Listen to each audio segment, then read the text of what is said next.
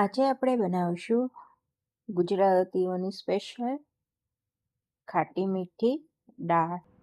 આ દાળ આપણે એક નવી રીતે બનાવવાના છીએ. ચાલો આપણે બનાવવાનું સ્ટાર્ટ કરીએ.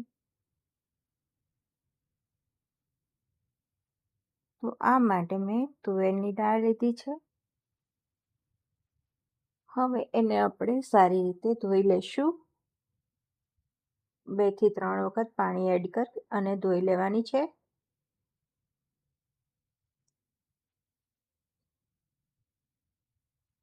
હવે થોડી વાર સુધી આપણે એને પલાળીને 15 થી 20 મિનિટ સુધી રાખીશું, જેથી કરીને આપણી દાળ વ્યવસ્થિત ફૂલી જાય.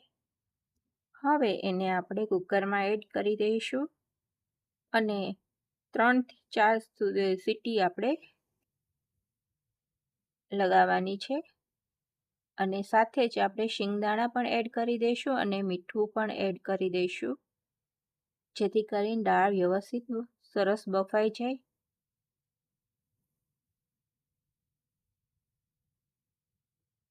હવે તમે જોઈ શકો છો કે આપણી દાળ કેવી સરસ ચડી ગઈ છે.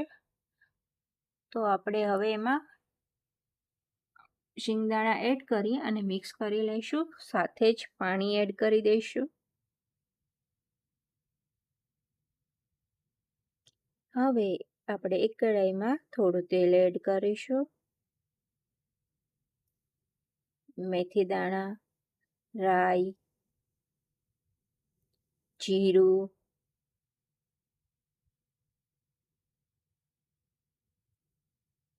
સાથે જ લાલ સૂકું મરચું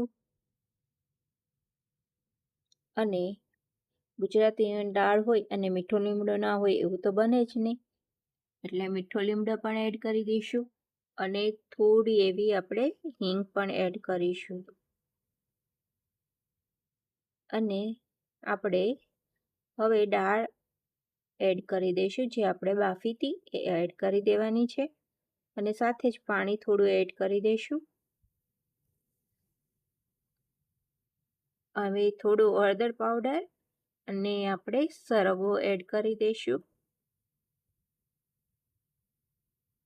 જેથી દાળનો ટેસ્ટ બહુ સરસ આવે છે.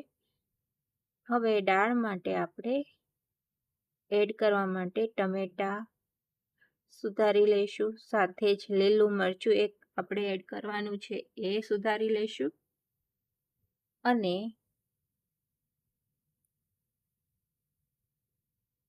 તમે કઈ રીતે બનાવો છો, આ રીતે કે પછી અલગ રીતે, એક કોમેન્ટ કરી જરૂર જણાવજો.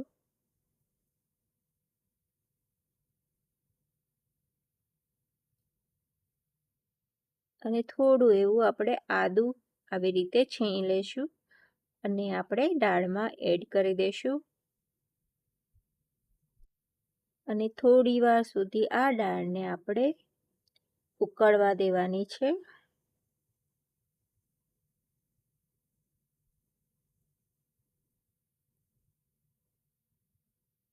સ્વાદ મુજબ મીઠું એડ કરીશું. પહેલાં પણ આપણે મીઠું એડ કર્યું હતું, એટલે ટેસ્ટ કરી અને પછી જ એડ કરવાનું છે, ત્યાં સુધી ના કરતા, જરૂર ના હોય તો. હવે આપણે એડ કરીશું ગળપણ માટે ખાંડ, તમે ગોળ પણ લઈ શકો છો, અને લીંબુનો રસ. અને છેલ્લે આપણે કોથમીર એડ કરી દઈશું અને મિક્સ કરી લઈશું. તો ખાટી મીઠી ટેસ્ટી એવી આપણી ગુજરાતી દાળ બની અને તૈયાર છે. તમને આ મારી રેસીપી ગમી હોય તો મારી ચેનલને લાઈક કરજો, શેર કરજો અને કોમેન્ટ કરી જણાવજો કે તમે કઈ રીતે બનાવો છો. અને આ મારી દાળની રેસીપી ગમી હોય તો મારી ચેનલને સબસ્ક્રાઈબ પણ કરજો. આ દાળને આપણે સર્વ કરીશું ભાત સાથે.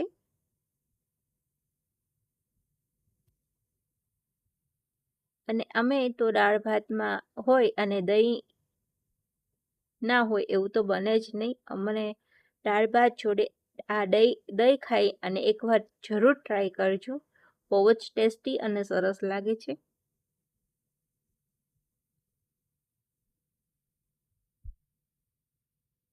તો આપણી આ દાળ ભાત બની તૈયાર છે.